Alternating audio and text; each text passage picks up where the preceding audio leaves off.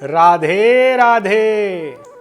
ये तो प्रेम की बात है उधो, जिंदगी तेरे बस की नहीं है।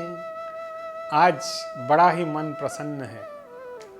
आज भक्त शिरोमणि उद्धव जी हमें याद आ रहे हैं। उद्धव जी ब्रह्मज्ञानी थे।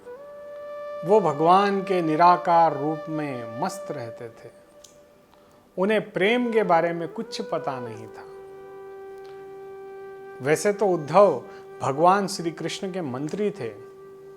भगवान श्री कृष्ण सर्वसमर्थ होने के बावजूद उद्धव जी से हमेशा परामर्श करते थे।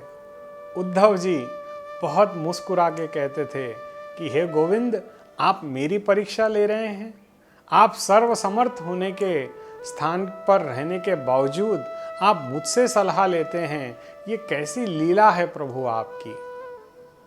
उद्धव जी जब बालक थे तब भगवान श्री कृष्ण का छोटा सा पुतला बना करके, उनका विग्रह बना करके उसके साथ खेला करते थे। जैसे बालकपन में लोग अन्य वस्तुओं के साथ खेलते थे, ये केवल कृष्ण की लीला में खोए रहते थे। भगवान श्री कृष्ण को अपना सर्वस्व मानते थे, परंतु इनमें भी थोड़ा सा अहंकार था, भक्ति का, ज्ञान का। देखिए, ज्ञान हर व्यक्ति में है, ऐसा कोई नहीं जिसमें ज्ञान नहीं। ज्ञान तो पशु में भी होता है। यदि आप पशु को भी गुस्से में बोलेंगे तो वो समझता है कि आप क्रोध में हैं, और यदि आप वही पशु को प्रेम पूर्वक व्यवहार करेंगे तो वो भी प्रेम को समझता है। और यही बात भगवान श्री कृष्ण भी जानते थे। तो उन्होंने उद्धव जी पर एक बार सोचा कि क्यों ना उद्धव पर भी कृपा कर दी जाए, और उन्होंने एक पत्र लिखा गोपियों के नाम पर। यह संवाद बहुत ही प्रिय है मुझे, और इससे हमें यह शिक्षा भी प्राप्त होती है कि भगवान तो केवल प्रेम भाव के भूखे हैं। वहां ज्ञान का कोई स्थान नहीं, क्योंकि परमात्मा की कृपा कभी भी ज्ञानियों और ध्यानियों पर नहीं हुई। उनकी कृपा हमेशा अधमों पे हुई है। ज्ञानियों पर कभी कृपा नहीं करते मेरे कृपानाथ। कृपानाथ की कृपा हमेशा अधमों पे होती है, और ऐसी ही कृपा मुझ पर भी हुई है। तो जीवन में सर्वप्रथम भगवान हमें शिक्षा देते हैं कि ज्ञान से ऊंचा है प्रेम, और प्रेम भक्ति सर्वोपरि है। तो भगवान श्री कृष्ण ने एक पत्र उद्धव जी से ही लिखवाया, और उद्धव से कहा कि हे उद्धव, तुम इस पत्र को गोपियों के पास ले जाओ। वृंदावन में मेरी गोपियां बहुत दुखी हैं। और जब उद्धव जी वृंदावन पहुंचते हैं, क्योंकि उनका स्वरूप बिल्कुल कृष्ण भगवान की तरह ही था, वही पीतांबर वस्त्रों पर वे पहुंचे, स्वर्ण मुकुट, मुख कांति बहुत ही भगवान श्री कृष्ण से मिलती जुलती थी। तो गोपियों ने सोचा कहीं भगवान कृष्ण तो नहीं आ गए हमसे मिलने। जब गोपियों ने उद्धव जी को देखा तब उनसे कहा, कौन हो तुम? तो उद्धव जी ने कहा कि मैं भगवान श्री कृष्ण का दूत हूं, और उन्होंने तुम्हारे लिए ये पत्र भेजा है। भगवान श्री कृष्ण लीलाधारी हैं। वह जानते थे कि उद्धव जैसे ही उनका नाम लेगा गोपियां क्या करेंगी। गोपियों ने तुरंत वो पत्र उद्धव जी से खींच लिया, और खींचा तानी में उसके टुकड़े टुकड़े हो गए, और हर टुकड़े में रोते रोते हर गोपी उस में भगवान श्री कृष्ण के दर्शन पा रही थी। कोई खिलखिलाकर हंस रही थी, कोई झूम रही थी, कोई नाच रही थी। ये देख करके उद्धव जी विस्मित हो जाते हैं कि ये कैसी भक्ति है, ये कैसा प्रेम है जिसमें केवल आंसू ही आंसू है, जिसमें एक क्षण के लिए भी भगवान कृष्ण की प्राप्ति नहीं है। वो उन्हें ब्रह्म ज्ञान का उपदेश देते हैं, परंतु गोपियां तो मन से भगवान श्री कृष्ण से सम्मिलित हो चुकी थी। उन्हें ब्रह्म ज्ञान क्या काम में आता था। उन्होंने तो अपना सर्वस्व भगवान श्री कृष्ण को समर्पित कर दिया था।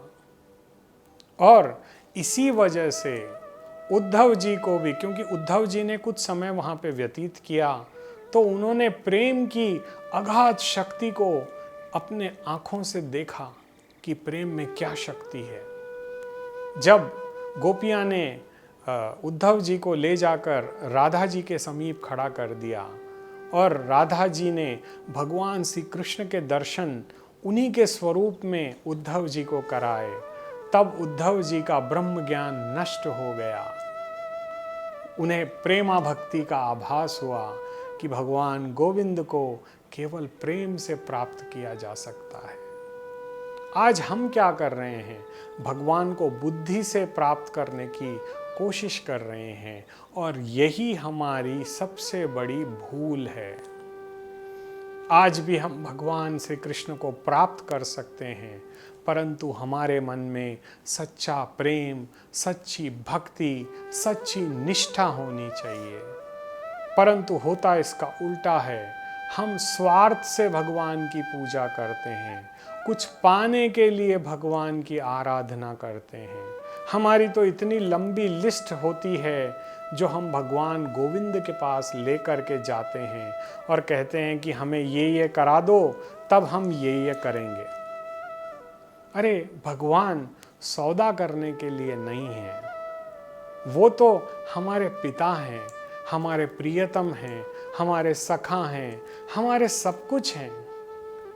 मानवीय कोई भी रिश्ता आपके साथ केवल श्मशान तक ही आपका साथ देगा।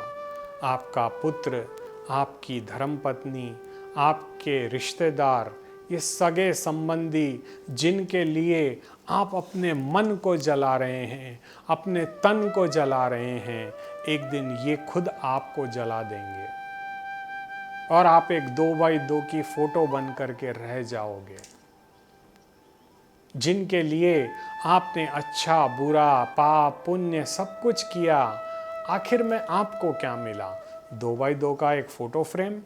इसके लिए आपने सारा जीवन बर्बाद कर दिया।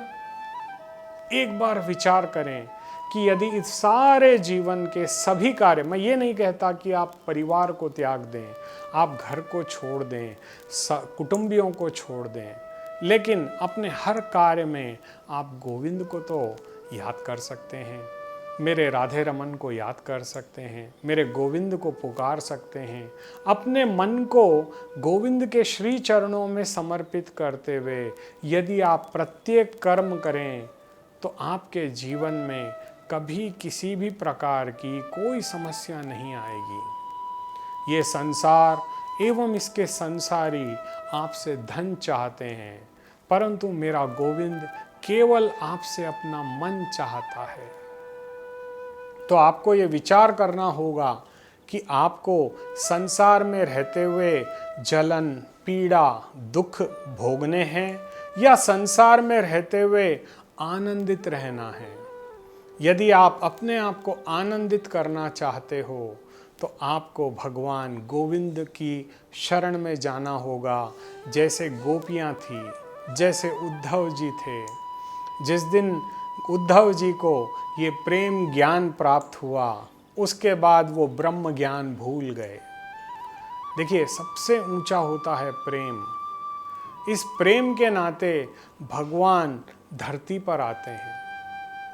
प्रेम से आप उस त्रिलोकी नाथ को बुला सकते हैं जो इस सारे संसार का मालिक है। परंतु यदि आप बुद्धि से या ज्ञान से उसे बुलाना चाहें तो क्या आप उसे बुला सकते हैं? युगों युगों तपस्या करके भी ज्ञान से ऋषियों ने भगवान को प्राप्त नहीं किया, परंतु प्रेम से भगवान को हम एक क्षण में प्राप्त कर सकते हैं। प्रेम में ऐसी दिव्य शक्ति है, ऐसी दिव्य अनुभूति है।